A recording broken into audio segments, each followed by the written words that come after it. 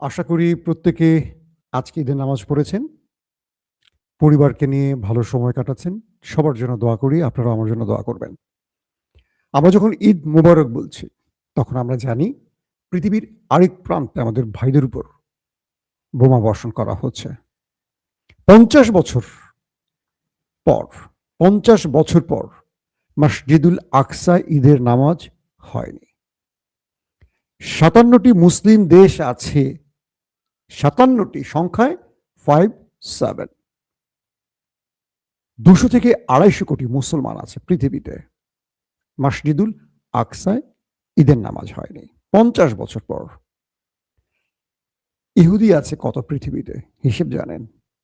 কেবল ইসরায়েলে ১ কোটি বা তার কিছু বেশি, ১ কোটি ২০ হয়তোবা। ২৫০ কোটি মুসলিম কার কাছে মাথা নত করল? মসজিদুল আকসায় ঈদের নামাজ হয়নি কথাটাকে একটু কান দিয়ে মস্তিষ্কে ঢোকান। আমরা আছি কেন পৃথিবীতে? মাহদী আসবে না, ইমাম মাহদী আসবে, আমরা অনেক কিছু করে ফেলবো। মাহদী আসলে কি করতে পারবো তার সিমটম আমরা দেখতে পাচ্ছি এখনই। প্রিয় দর্শক, রোজা রেখেছি ৩০ দিন, ঈদের নামাজ পড়েছি, মিষ্টি পায়েস খাবো, এটাই মুসলমানদের কাজ। পাকিস্তান, যে দেশটি থেকে ফিল্ড মার্শাল আসিম মনির, প্রধানমন্ত্রী শাহবাজ শরীফ ডোনাল্ড ট্রাম্পকে শান্তিতে নোবেল দেওয়ার প্রস্তাব করেছে, আরো কিছু দেশ করেছে, এর মধ্যে পাকিস্তান একটি দেশ। প্রশ্ন করতে পারি না, ডোনাল্ড ট্রাম্প পৃথিবীতে কোন শান্তির জন্য নোবেল পাওয়ার যোগ্য? গাজাতে লক্ষ লক্ষ মানুষ নিধনের জন্যই তো নাকি? ইসরায়েলকে ব্ল্যাঙ্ক চেক দেওয়ার জন্যই তো নাকি? আফগান, ইরাক, সিরিয়া ধ্বংসের জন্য কি নোবেল পাবেন? পাকিস্তানের জনগণ এই প্রস্তাবটির বিরোধিতা করেছে, কিন্তু পাকিস্তানের সরকার এস্টাবলিশমেন্ট এই প্রস্তাবটি করেছে। যেমন ধরেন, বাংলাদেশের জনগণ কি চায়? বাংলাদেশের জনগণ চায় জুলাই সনদ বাস্তবায়ন হোক, কিন্তু সরকার চায় না। কেন সরকার চায় না? সরকার চায় না তার প্রধান কারণ, তারা এখন ক্ষমতায়। যদি আজকে হাসিনা ক্ষমতা থাকতো আর বিরোধী দলে বিএনপি থাকতো, বিএনপি জুলাই সনদের জন্য প্রয়োজনে হরতাল অবরোধ করত। কিন্তু বিএনপি এখন আর জুলাই সনদ চায় না। এখন সংবিধান সংবিধান সংবিধান বলে আমাদেরকে সংবিধান পড়ানোর কাজটি করছে তারা। কারণ এখন জুলাই বাস্তবায়ন হলে বা সনদ বাস্তবায়ন হলে বিএনপির জন্য ক্ষতি হয়ে যাবে, কারণ তারা এখন ক্ষমতায় আছে, তারা এককভাবে ক্ষমতা ভোগ করতে চায়। আর এটি বাস্তবায়ন হলে বিরোধী দলও চলে আসবে টাইম লাইনে। আওয়ামী লীগ আমলে যে বিএনপি সর্বাধিক সংবিধানের বা গণতন্ত্রের কথা বলেছে, তারা এখন কিচ্ছু মানছে না। এটা হলো আমাদের চেহারা। আমার আজকের বিষয় এটা নয়। আজকের বিষয় পাকিস্তান এবং ইরান, মধ্যপ্রাচ্য, আমেরিকা, ইসরায়েল। চলেন আমি সেই দিকে যাচ্ছি, আপনারা সেই খবরের জন্য ওয়েট করছেন। প্রিয় দর্শক, শুনতে পাচ্ছেন, দেখতে পাচ্ছেন আশা করি। ইরান একটা মাস্টার প্ল্যানে খেলছে এখন। ইরানের মাস্টার প্ল্যানটা কি আজকে আমি আপনাদেরকে স্বল্প পরিসরে বুঝিয়ে বলার চেষ্টা করব। যুদ্ধটা ইরান চায়নি, চাপিয়ে দিয়েছে ওই দেশটি। ইরানের দুটো মিত্র রাষ্ট্র আছে, চীন, রাশিয়া। রাশিয়া চায়, চীন চায় এই যুদ্ধে পরাশক্তি আমেরিকা দুর্বল হোক এবং তাদের দুর্বলতাগুলো চিহ্নিত করা যায়। তারা ইরানকে নেপথ্যে বসে টেকনোলজির সহযোগিতা দিল। চীন, রাশিয়া তাদের পুরো স্যাটেলাইট নেভিগেশন ইরানের হাতে তুলে দিল। ইরান চোখ বন্ধ করে আমেরিকা কোথায় কি করছে এখন একদম সঠিকভাবে দেখতে পাচ্ছে চীনের স্যাটেলাইট নেভিগেশনের মাধ্যমে। আবার প্রযুক্তিগত অনেক তথ্য দিয়ে সহযোগিতা করছে চীন, রাশিয়া। ঘরে বসে তেহরান, 1000 মাইল দূরে ইসরায়েল কিংবা তার নিকট প্রতিবেশী গালফ কান্ট্রির কোথায় মার্কিন ঘাঁটি আছে, কোথায় স্যাটেলাইট ব্যবস্থা আছে, কোথায় রাডার সিস্টেম আছে, কোথায় প্রতিরক্ষা ব্যবস্থা প্যাট্রিয়ট কিংবা থার্ড আছে, খুঁজে খুঁজে হিট করতে পারছে। এটি হিসেবে ছিল না ওদের। প্রথম খেলাটা ছিল কিরকম? নেতানিয়াহু ট্রাম্পকে যুদ্ধে টেনে আনলেন, বললেন আমার কাছে গোয়েন্দা তথ্য আছে, যদি আমরা আলী খামেনিকে হত্যা করতে পারি তাহলে ইরানের রেজিম চেঞ্জ ঘটে যাবে। রেজিম চেঞ্জ ঘটে গেলে আমরা আমাদের পুতুল সরকারকে রাষ্ট্রীয় ক্ষমতায় বসাবো এবং সে আমাদের হয়ে কাজ করবে, যেভাবে আরব রাষ্ট্রগুলোতে আমাদের পুতুলরা বসে আছে। আমেরিকার ডোনাল্ড ট্রাম্প নেতানিয়াহুর এই বিষয়টি মগজে নিলেন এবং আলোচনা চলাকালীন সময়, অর্থাৎ পারমাণবিক issue, ballistic program issue, regime change ইস্যুতে যে আলোচনা চলছিল, হঠাৎ করে তার মধ্যে আক্রমণ করে বসলেন। আক্রমণ শেষে ইরান যখন কড়া প্রতিক্রিয়া দেখালো এবং ইরান যখন বুঝিয়ে দিল যে এই দেশ সুপ্রিম লিডার এককভাবে চালায় না, এই দেশ চলে এই দেশের সিস্টেমে, এবং ইরান প্রায় 50 বছর ধরে তার দেশের ভেতরে বিপ্লবী শক্তির মাধ্যমে এমন একটি ব্যবস্থা তৈরি করে ফেলেছে যেটি আমেরিকা না তার বাবা এসে ভাঙতে পারবে না, সেটি আবার প্রমাণ হলো। এখন আমেরিকা যুদ্ধ বন্ধ চায়, কারণ আমেরিকা এই যুদ্ধে কোনো রেজাল্ট পাচ্ছে না এবং আমেরিকা যে ট্রিলিয়ন ট্রিলিয়ন ক্ষতি করছে সেই ক্ষতির কোনো লাভ ঘরে আসছে না। ট্রিলিয়ন ডলার খরচ করে যদি আমেরিকা কোনো বিজয় পেত তাহলে তারা এটি মেনে নিতে পারত। ইতিমধ্যে ডোনাল্ড ট্রাম্পের পাশ থেকে চলে যাচ্ছে মার্কিন গুরুত্বপূর্ণ পাওয়ারফুল ব্যক্তিরা। তারা ডোনাল্ড ট্রাম্পকে বলছে এই যুদ্ধ আমাদের নয়, এটি ইসরায়েল, আপনি এটি বন্ধ করেন। কিন্তু ডোনাল্ড ট্রাম্প এখন যুদ্ধ বন্ধ করলে তিনি ফেসে যাবেন অ্যাবস্টেন্ট ফাইলে, তিনি ফেসে যাবেন মধ্যবর্তী নির্বাচনে। একটা বিজয় লাগবে, একটা বিজয়ের জন্য ডোনাল্ড ট্রাম্প প্রয়োজনে আরো ট্রিলিয়ন ডলার খরচ করবেন, আরো মার্কিন সেনাকে শেষ করবেন প্রয়োজনে, কিন্তু বিজয়ের কোনো সুযোগ ডোনাল্ড ট্রাম্পকে দিচ্ছে না ইরান। এখন কমান্ডো বাহিনী নামানোর প্রস্তাব করেছে, ইরানও তার পাল্টা কমান্ডো বাহিনী রেডি করেছে। সম্ভাব্য যে অঞ্চলে মার্কিন কমান্ডো বাহিনী নামতে পারে সেখানে মাইন পুঁতে রাখছে ইরান, নামার সঙ্গে যেন হাওয়ায় মিশে যায় তা না। এই পরিস্থিতিতে মার্কিন প্রশাসন বলছে যে আফগানে আমরা সম্মুখ লড়াইতে টিকতে পারিনি তালেবানদের সাথে, আর ইরানি যোদ্ধাদের সাথে টিকব কি করে? ডোনাল্ড ট্রাম্প একটা বিজয় চায় তার ক্ষমতাকে টিকিয়ে রাখার জন্য, মামলা থেকে বাঁচার জন্য, নিজের ইমেজকে ফিরিয়ে আনার জন্য। আজকের আপডেট কি?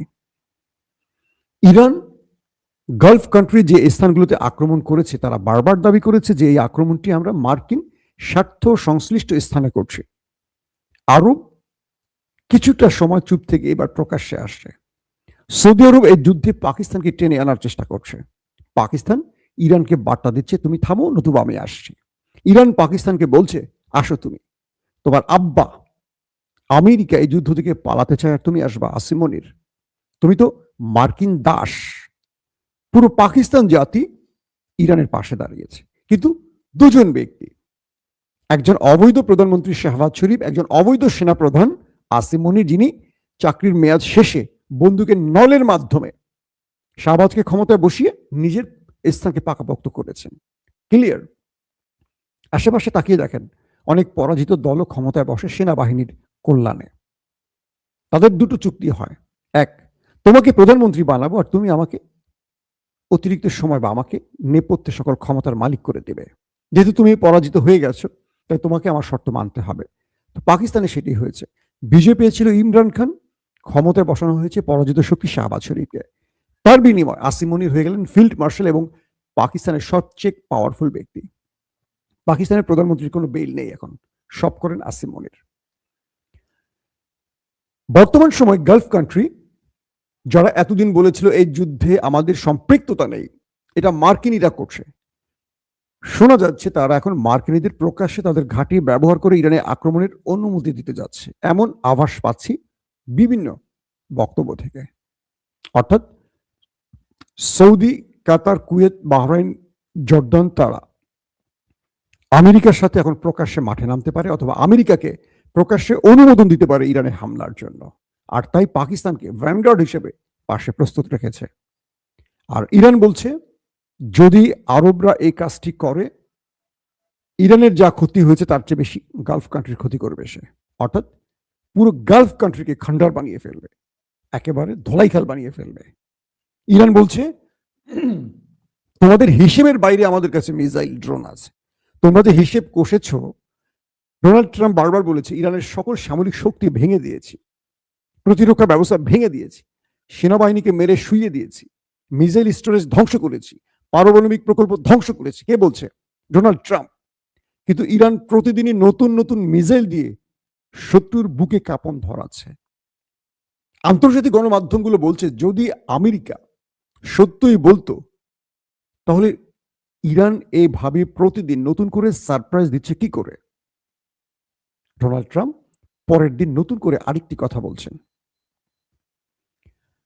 ইরান এই মুহূর্তে সবচেয়ে বড় যে খেলাটি খেলতে চায়, তারা আরো প্রয়োজনে 6 মাস হরমুজকে বন্ধ রাখবে। এটি করতে পারলে আমেরিকার পরাশক্তির তকমা খুলে পড়ে যাবে। পুরো গালফ কান্ট্রিকে ইরান অকেজো করে ফেলবে প্রস্তুতি নিচ্ছে। বলা হচ্ছে এতদিন গালফ কান্ট্রির মার্কিন স্বার্থ সংশ্লিষ্ট বা ইসরায়েলি স্বার্থের উপর আঘাত করেছে ইরান।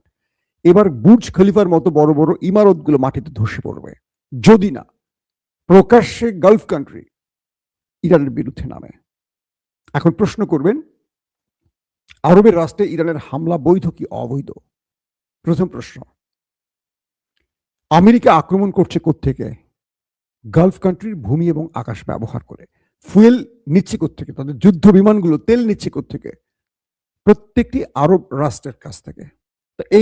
এই যুদ্ধে তো প্রকাশ্যে না হোক অপ্রকাশ্যে আরব জড়িয়ে গেছে ইরানের বিরুদ্ধে, এটা স্পষ্ট। তো কেন ইরান ওমানে আক্রমণ করছে? কম, খুবই কম, করছে না বললেই চল। তার প্রধান কারণ একমাত্র আরবদের মধ্যে ওমান নেপথ্যে ইরানকে সহযোগিতা করছে এবং এই যুদ্ধের বিপক্ষে দাঁড়িয়েছে। আর ইরানের সবচেয়ে মিত্র বলে অনেক আরবের মধ্যে যারা ছিলেন, কাতার, কুয়েত, তারাও ট্রাম্পের কাছে পরাজিত হয়ে গেছেন। এক প্রকার তারা নীরবে, যদিও ইরানের পক্ষে তারা কাতার, কিন্তু ট্রাম্পকে কিছু করতে পারছেন না। ছোট রাষ্ট্র, ক্ষমতা তো ট্রাম্পের হাতে সব। তারা তো আসলে পুতুল, জুব্বা পরে আমির হিসেবে বা ক্ষমতার মূল মসনদে বসে থাকেন, কিন্তু নেপথ্যের সব ক্ষমতার মালিক আমেরিকা। আর আমেরিকা মানি হলো ইসরায়েল। এই পরিস্থিতিতে ইরানের মূল খেলাটি হলো মধ্যপ্রাচ্য থেকে পুরো আমেরিকার বেজকে সরিয়ে দেয়া। এটা হলো ইরানের মূল মাস্টার প্ল্যান। এই জন্য মধ্যপ্রাচ্যে ইরান এখন ক্রমান্বয়ে আজকে গত রাতে ব্যাপক অ্যাটাক করেছে। ইরান শর্ত দিয়েছে, অপ্রকাশ্যে তার বন্ধুদের মাধ্যমে আমেরিকাকে শর্ত দিয়ে দিয়েছে, যদি আমেরিকা মধ্যপ্রাচ্য থেকে ঘাঁটি গুটিয়ে চলে যায় এই যুদ্ধ বন্ধ হবে, এবং সঙ্গে আরো কিছু শর্ত দিয়েছে। কিন্তু এটা ডোনাল্ড ট্রাম্প করলে আমেরিকার মূল শক্তির পাওয়ার হাউস ভেঙে পড়বে। এখন রাশিয়া এবং চীন তারা কি বার্তা দিচ্ছে আমেরিকাকে? গতকালকে চীনের গণমাধ্যমগুলো দাবি করেছে এই যুদ্ধে আমেরিকা পরাজয়ের মুখে, এবং চীনের গণমাধ্যমগুলো বলছে আমেরিকাকে এখনই যুদ্ধ বন্ধ করতে হবে, কারণ ইরান লম্বা যুদ্ধের প্রস্তুতি নিচ্ছে। এটা ইরানের চেয়েও বেশি ক্ষতি করবে আমেরিকাকে। আমেরিকার ওয়ার্ল্ড অর্ডার ভেঙে পড়বে, ডলারের মান পড়ে যাবে, বিশ্বের যে স্থানে আমেরিকার সবচেয়ে ক্ষমতাবান সেই স্থান থেকে ছিটকে পড়বে, মধ্যপ্রাচ্য হাতছাড়া হয়ে যাবে আমেরিকার। কে বলছে? ইরান। ইরান বলছে এই মুহূর্তে যে কোনোভাবে যুদ্ধ বন্ধে ট্রাম্পকে এগিয়ে আসতে হবে। পাশাপাশি চীন এটিও বলছে ইরানের এই আক্রমণ ব্যবস্থা ক্রমান্বয়ে সামনের দিকে আরো বেশি অ্যাগ্রেসিভ হবে। কিছু মাধ্যম প্রশ্ন করছে ইরান আমেরিকার মূল ভূখণ্ডে আক্রমণ করছে না কেন? কেন শুধু গালফ কান্ট্রিতে মার্কিন স্বার্থে আঘাত করছে? তার প্রথম উত্তরটি হলো ইরান জানে যে মার্কিন ভূখণ্ডে যদি ইরান একটি মিসাইল মারে তাহলে ন্যাটোর আর্টিকেল 5 অনুযায়ী পুরো ন্যাটো আমেরিকার পাশে দাঁড়াতে হবে। বুঝতে পারছেন বিষয়টি? ন্যাটোর আর্টিকেল 5 বলছে যে কোনো একটি ন্যাটো রাষ্ট্র শত্রু দ্বারা আক্রান্ত হলে বাকি ন্যাটো রাষ্ট্র তার সহযোগিতায় যুদ্ধ করবে, তার পক্ষে বা তার শক্তি বৃদ্ধিতে একসাথে কাজ করবে। তো ইরান যদি একটি মিসাইল মারে আমেরিকার ভূখণ্ডে, মূল ভূখণ্ডে, তাহলে পুরো ন্যাটো আর্টিকেল 5 অনুযায়ী চলে আসবে ইরানের বিরুদ্ধে। তার কারণে ইরান আমেরিকার ভূখণ্ডে সাধারণ বা সিভিলিয়ানদের না মেরে তার আশপাশে গালফ কান্ট্রিতে থাকা মার্কিন বেজগুলোকে ধ্বংস করছে। এটা হলো ইরানের মূল হেডেক, আমেরিকা মূল হেডেক নয়। মধ্যপ্রাচ্য থেকে যদি আমেরিকাকে সরিয়ে দেওয়া যায়, দুর্বল করে দেওয়া যায়, অটোমেটিক ইসরায়েলের তাসের ঘর ভেঙে পড়ে যাবে। একদম স্পষ্ট কথা। মধ্যপ্রাচ্যে আমেরিকার বেজ তৈরির মূল কারণ ইসরায়েলকে রক্ষা করা এবং তার শক্তি বৃদ্ধি করে মধ্যপ্রাচ্যে তাকে মোড়ল হিসেবে প্রতিষ্ঠিত করা। আর এই কাজটি কোনোভাবে করতে দিতে চায় না ইরান। তাই এই যুদ্ধে যদি ইরানকে দুর্বল করে দেওয়া যায়, শেষ করে দেওয়া যায় বা রেজিম চেঞ্জ করে দেওয়া যায়, আগামী দিনে মধ্যপ্রাচ্যের মোড়ল হবে ইসরায়েল। তাই ইরানের মূল মাস্টার প্ল্যান দুটো। প্রধান, এই যুদ্ধে কিন্তু ইরানের ক্ষতি হচ্ছে আবার লাভও হচ্ছে। আপনারা মনে রাখবেন, মধ্যপ্রাচ্যের তেল বেচা বন্ধ হয়ে গেছে, প্রায় হরমুজ প্রায় বন্ধ। এই সুযোগটিতে সবচেয়ে বেশি তেল বিক্রি করছে রাশিয়া, আর দ্বিতীয় ইরান। ইরান তার ক্ষতি পুষিয়ে নিচ্ছে তেল বিক্রি করে। পাশাপাশি ইরান প্রস্তাব করেছে যারা তেল কিনবে ইউয়ানে, মানে চীনের অর্থ ব্যবস্থায়, কারেন্সিতে, তাদের জন্য হরমুজ খুলে দেয়া হবে। এবং চীন এখানে সবচেয়ে বেশি লাভবান হচ্ছে, রাশিয়া লাভবান হচ্ছে। তো ইরান এক খেলায় তার বন্ধুদেরকে লাভবান করে নিজের ঘরেও লাভ তুলছে। তার ক্ষতি হচ্ছে, কিন্তু আমেরিকার পুরোটাই ক্ষতি হচ্ছে। আমেরিকার এই যুদ্ধে কোনো লাভ হচ্ছে না। তো এখন চীন চাইছে আমেরিকাকে দুর্বল করে দেয়া। চীন আর রাশিয়া চাইছে আমেরিকার সামরিকভাবে, যেমন ইউক্রেনে রাশিয়া আঘাত করে বা যুদ্ধ চালিয়ে দুর্বল হয়ে গেছে রাশিয়া অনেকটা, এবার ইরানকে দিয়ে আমেরিকাকে দুর্বল করতে চাইছে রাশিয়া। আর চীন, রাশিয়া ইরানকে সেইভাবে সহযোগিতা করছে তার টোটাল স্যাটেলাইট সিস্টেম ব্যবহারের মাধ্যমে। একমাত্র ইরান, তারা এই মুহূর্তে মার্কিন প্রত্যেকটি ঘাঁটির অবস্থান, গতিবিধি জানে, কিন্তু ইরানের খবরগুলো মার্কিন ইসরায়েলরা ততটা জানে না, কারণ তাদের পুরো প্ল্যানগুলো মাটির নিচে। তারা মরুভূমির নিচে নিজের লঞ্চার বসিয়ে রেখেছে, তাদের উপরে উঠতে হয় না, অটোমেটিক উপর থেকে, মরুভূমির উপর থেকে গেট সরে যাচ্ছে, প্লেট সরে যাচ্ছে, মিসাইল নিচ থেকে উৎক্ষেপণ করা হচ্ছে, সোজা গিয়ে তেল আবিবে পড়ছে, আবার সেটা বন্ধ হয়ে যাচ্ছে। আমেরিকার স্যাটেলাইট ব্যবস্থাগুলো বুঝতে পারছে না ইরান কোত্থেকে হামলা করছে, কিন্তু আরবের প্রত্যেকটি বেজ উপরে ইরান সেই চীন বা রাশিয়ার স্যাটেলাইট প্রযুক্তির মাধ্যমে সব দেখছে এবং আক্রমণ করতে পারছে। এখন ইরান চাচ্ছে একটা খেলা, মধ্যপ্রাচ্য থেকে আমেরিকা সরে যাক, তার উপর থেকে নিষেধাজ্ঞা সরে যাক, এবং এই যুদ্ধে যা কিছু হয়েছে তার ক্ষতিপূরণ ইরানকে দিতে হবে। পাশাপাশি আর কখনো ইরানের উপর হামলা করতে পারবে না। আর তলে তলে ইরান পারমাণবিক পরীক্ষার প্রস্তুতি নিচ্ছে, কারণ শত্রু পরাজিত হওয়ার আগে ইরানে যদি নিউক্লিয়ার অ্যাটাক করে বসে, ইরান পাল্টা কি জবাব দেবে? তাই ইরানও তাদেরকে সারপ্রাইজ দেওয়ার জন্য পারমাণবিক কাজটি গতিশীল করে অল্প সময়ের ব্যবধানে যেন একটা পরীক্ষা করে পুরো পৃথিবীকে কাঁপিয়ে দিতে পারে, ইসরায়েল আমেরিকার বুকে কাঁপন ধরাতে পারে, সেই কাজটিও ইরান করে যাচ্ছে। দর্শক, বিদায় নিচ্ছি। আজকে ঈদের দিন চেষ্টা করব আরো আপডেট খবর পেলে আপনাদের জানাবার। প্রত্যেকে ভালো থাকবেন। ঈদ মুবারক। ওপেন দাইস মানে সত্যকে সত্য বলা, মিথ্যেকে মিথ্যে বলা। আমরা শোনা কথা নয়, চোখে যা দেখে তাই বলি।